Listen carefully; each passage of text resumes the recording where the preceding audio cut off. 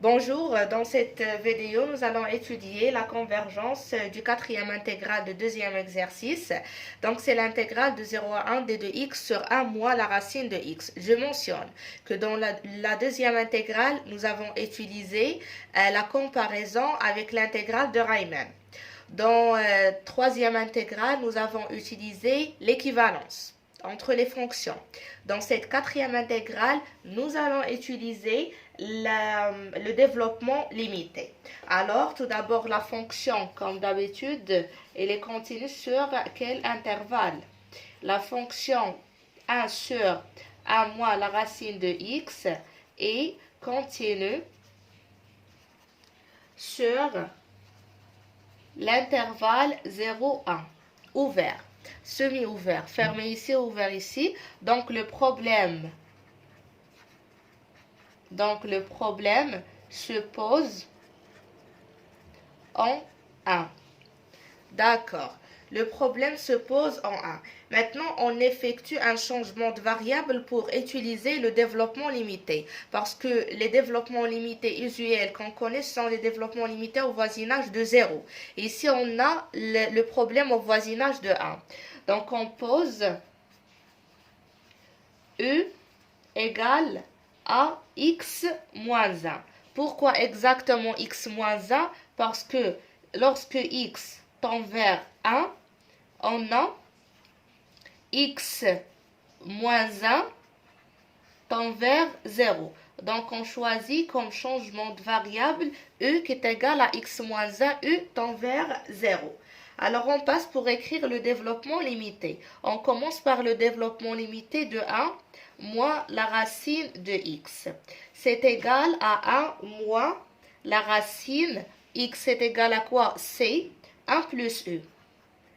Et le développement limité de la racine de 1 plus u, c'est égal à 1 plus u sur 2 plus petit o de u. Donc, c'est égal à 1, je simplifie, il me reste moins u sur 2 plus petit o de u. Donc, c'est égal, je remplace le u par x moins 1, donc c'est moins x moins 1 sur 2 plus petit o de x moins 1. D'accord. Donc ici, on peut déduire que 1 moins la racine de x est équivalente au voisinage de 1 à moins x moins 1, c'est-à-dire 1 moins x. Alors, le 1 sur 1 moins la racine de x est équivalente en 1 à 1 sur 1 moins x. Or, cette fonction 1 sur 1 moins x n'est pas intégrable car il s'agit d'une intégrale de Riemann qui diverge. Or, je continue ici, or, la fonction 1 sur 1 moins x n'est pas intégrable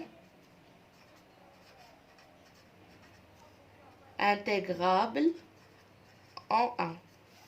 Car, je continue ici, c'est une intégrale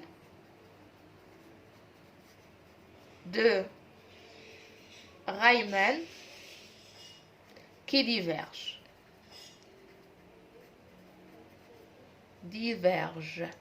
Parce que ici, on a l'intégrale au voisinage de 1. Si on revient vers le u qui est égal à x moins 1, donc nous aurons le moins 1. Lorsqu'on effectue un changement de variable, on tombe sur l'intégrale de d de u sur e.